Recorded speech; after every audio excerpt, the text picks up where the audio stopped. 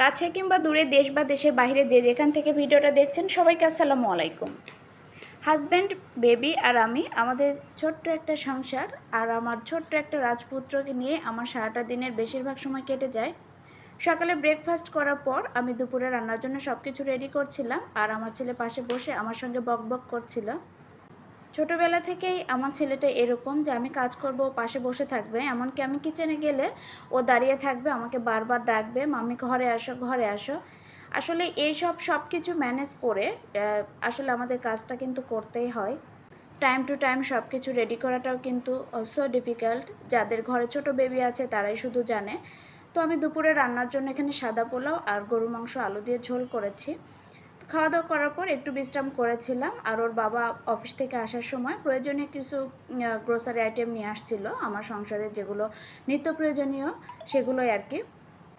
তো সব কিছু একটু বের করে রাখছিলাম, জায়গা মতো সব কিছু প্রসেসিং করে রাখবো। আর এখানে একটা বিশেষ আকর্ষণ হচ্ছে একটা তেঁতুলের চাটনি। একটা না, বেশ কয়েকটা তেঁতুলের চাটনি আছে, যেটা আমার ছেলের আর আমার ভীষণ পছন্দের রুচির এই তেঁতুল চাটনিটা। মানে যতবারই খাই ভালো লাগে।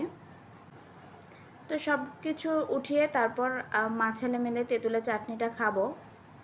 তার মধ্য দিয়েও ছেলের জন্য আবার নাস্তা রেডি করতে হবে, অনেক কিছু বায়না, তার সঙ্গে কিছু সময় খেলতে হবে।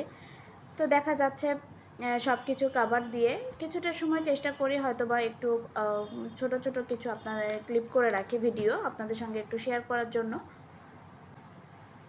জীবনটা অনেক কঠিন, আসলে সহজ করে নিতে হয়, সময়ের সাথে পাল্লা দিয়ে সব কিছু ম্যানেজ করতে হয়। সবার জীবনেই আসলে সুখ দুঃখ সব কিছুই থাকে, সব কিছু মিলিয়ে মানুষের জীবন। তো জীবনে চলার পথে হাসি, কান্না, দুঃখ, সুখ সব কিছু আমাদের মেনে নিতে হবে। সব কিছু ম্যানেজ করে সব কিছু মানিয়ে সাজিয়ে গুছিয়ে নিয়ে আমাদের কিন্তু চলতে হবে। তো যাই হোক, জীবন তো কোনো কিছুতেই থেমে থাকে না, থেমে থাকবেও না। তো চেষ্টা করে সবসময় নিজেকে ভালো রাখার জন্য, নিজের ফ্যামিলিকে ভালো রাখার জন্য। আমি মনে করি আমি যদি নিজে ভালো থাকি তাহলে হয়তো বা ফ্যামিলিকে বেটারটা দিতে পারবো। তো কিছু খেজুর নিয়ে আসছিল, তো খেজুরগুলো আমি ধুয়ে রাখছি। তো সন্ধ্যার সময় আমি হাতে একটু সময় পেলে রুটিগুলো বানিয়ে রাখি, না হলে হয়তো বা একটু রাতে বানিয়ে রাখি সকালে নাস্তার জন্য। এতে করে সকালে উঠে তাড়াহুড়া করতে হয় না। দেন আমি একটু চা খেয়ে নিচ্ছিলাম। তো যাই হোক, সব কিছু মিলিয়ে যদি আমার ভিডিওটা আপনাদের ভালো লেগে থাকে তো প্লিজ একটা লাইক কমেন্ট করতে ভুলে যাবেন না। সবাই ভালো থাকবেন, সুস্থ থাকবেন। আল্লাহ হাফেজ।